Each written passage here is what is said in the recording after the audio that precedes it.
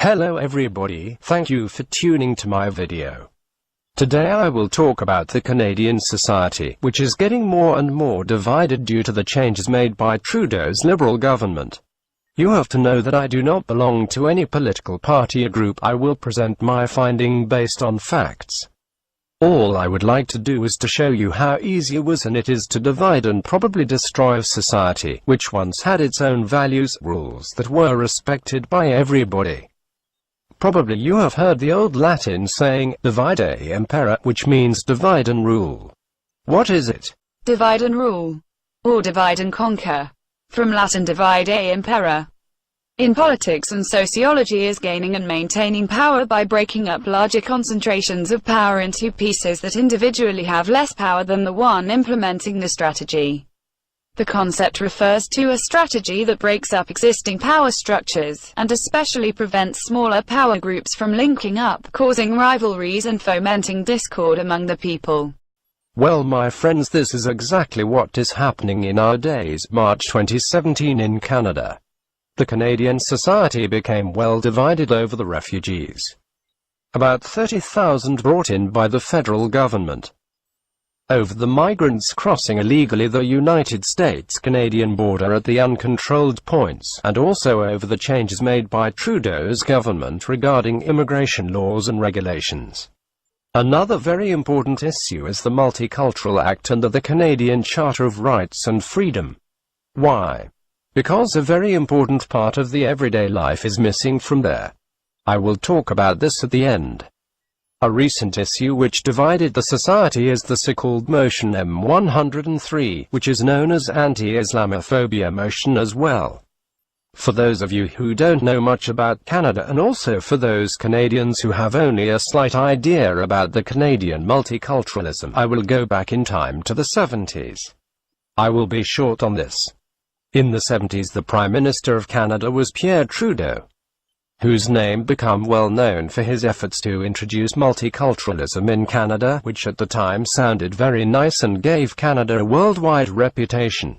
Here is explained shortly what is multiculturalism.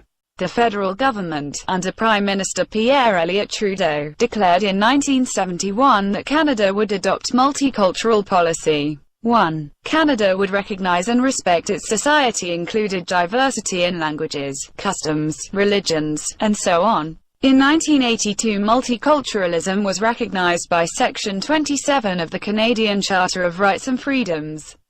Since then, about 35 years went by, and today the Canadian society is experiencing the negative effects of a not so well-defined Canadian Multicultural Act. I will return to this later on. Let me continue with few of many examples from the past 5 years or so. In 2015 was a huge debate during the federal elections regarding the Canadian citizenship oath sparked by a Muslim woman, who disregarded the so-called Canadian values and decided to take the oath with her face covered.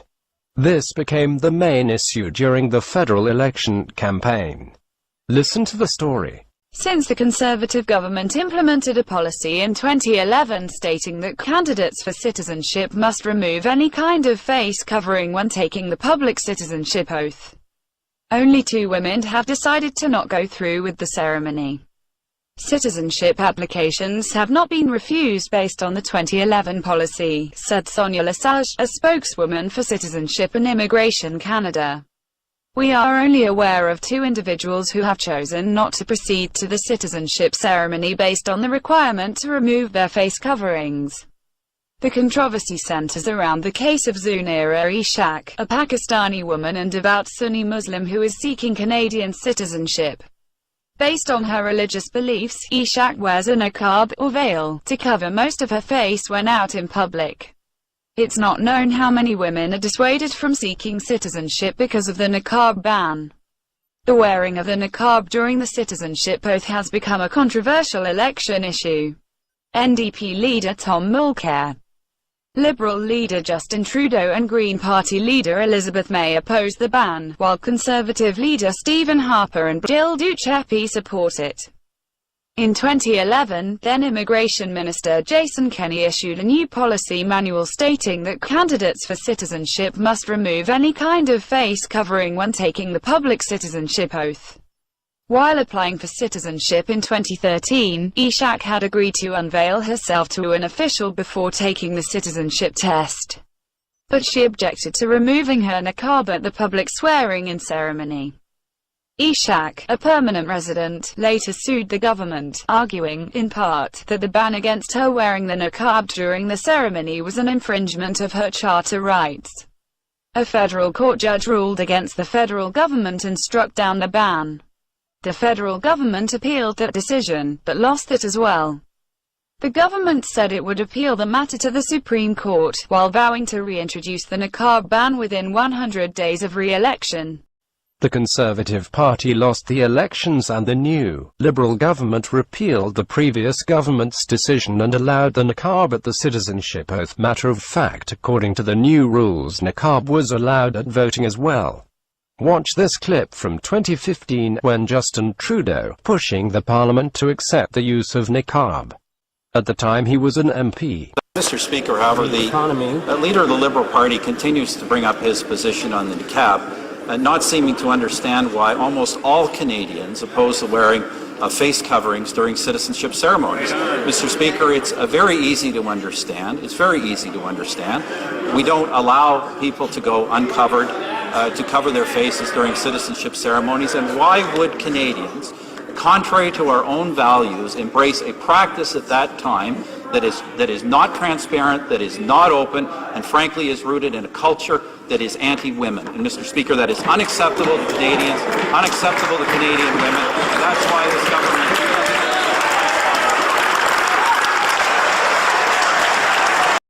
As I said earlier, after the election Trudeau repealed this and niqab was allowed, which sparked outrage from a certain percentage of the society. Later on, in December 2016, a Liberal MP from Ontario, IQRA Khalid, introduced the anti-Islamophobia motion known as M103 as well. Here she is. I rise today with my fellow Canadians to reject and condemn Islamophobia. On this historic day, when petition E411 is tabled, I'm honoured to bring forward motion 103, calling on our government to condemn Islamophobia. The motion was passed by the Parliament and, as was expected, just made the division of the society even worse. The biggest confusion was created by IQRA Khalid herself. Neither her nor the government can or is not willing to explain the meaning of Islamophobia. Here is a video clip made after the motion was passed.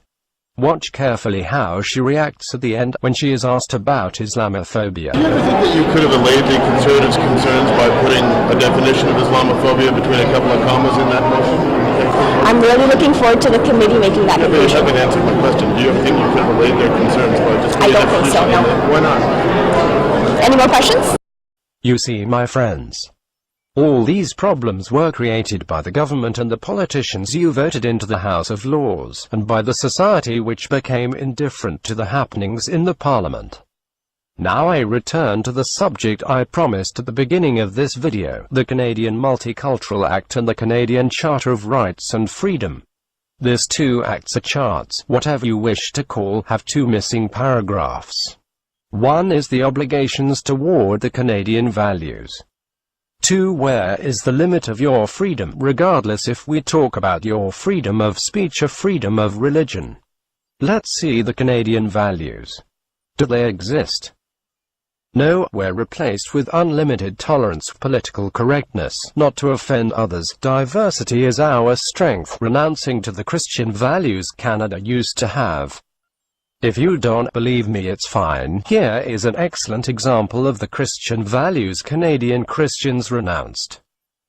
A person of the Canadian Sikh community has to remind Christian Canadians about the values. Like last few years, the message of Merry Christmas is disappearing. And now it's everybody saying season greetings or happy holidays. This is not what it is. This is a Merry Christmas. This is a Merry Christmas. Every other religion, they do not change their names. Number 2, limit of your freedom. You might think you have unlimited freedom, which is only a dream, does not exist anymore.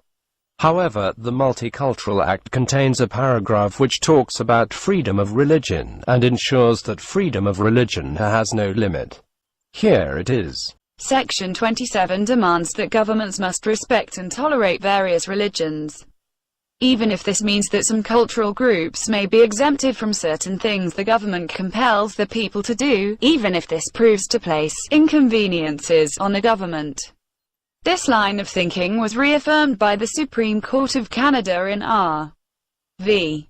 Edwards Books and Art Limited, 1986. Did you hear this, my friend? Listen again. Section 27 demands that governments must respect and tolerate various religions. Even if this means that some cultural groups may be exempted from certain things the government compels the people to do, even if this proves to place inconveniences on the government. I bet you had no idea about the Section 27 of the Multicultural Act, which overrules the Charter of Freedom and Rights. Do you understand what this means? It means that regardless what religion we are talking about, it is above the government and the Charter of Rights. Are you surprised that the motion M103 was accepted by the government? Are you surprised that in Ontario at Peel School District Muslim students can have uncontrolled prayer in Arabic in a public school in spite of the parents' protest? Media was not allowed. Parents were escorted out by security and police. Did you know about this? It's hate! Rape! Pedophilia in your schools! You should be ashamed that You're causing it! You take it out of school! You might as well retire. That's a hate book! That's a book of hate you got there! Shame on you! Shame on you, hypocrites! You're hypocrites!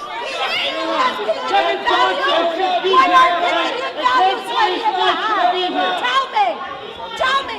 This boardroom, except for the agenda and the people that are on this agenda, or we can be quiet and allow this board to conduct it. What if we all say we're not going to leave? Then what are you going to do? We will be clearing the boardroom. Where will we stay? The security and the police officers are here that we can help these people with an orderly exit.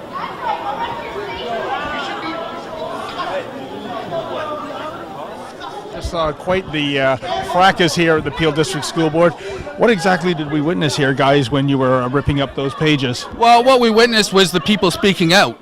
We just don't want this in our schools. No religion in our schools. They removed the Lord's Prayer eons ago, and things worked fine after that. And all of a sudden, they're pandering to one specific group, and actually the words in the pages that I ripped up are actually contain things like pedophilia, kill the Jews, stuff like that we just don't want around kids to begin with.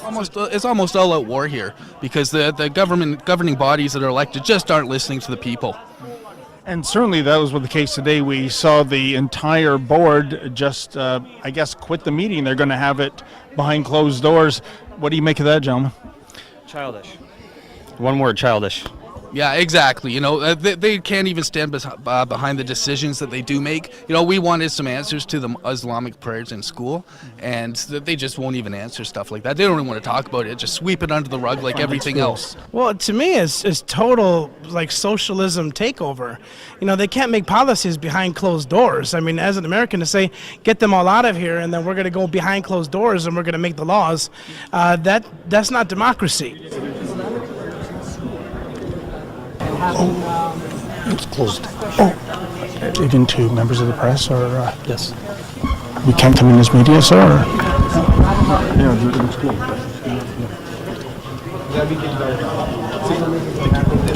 Well, there you have it, folks. The meeting is closed even to the press.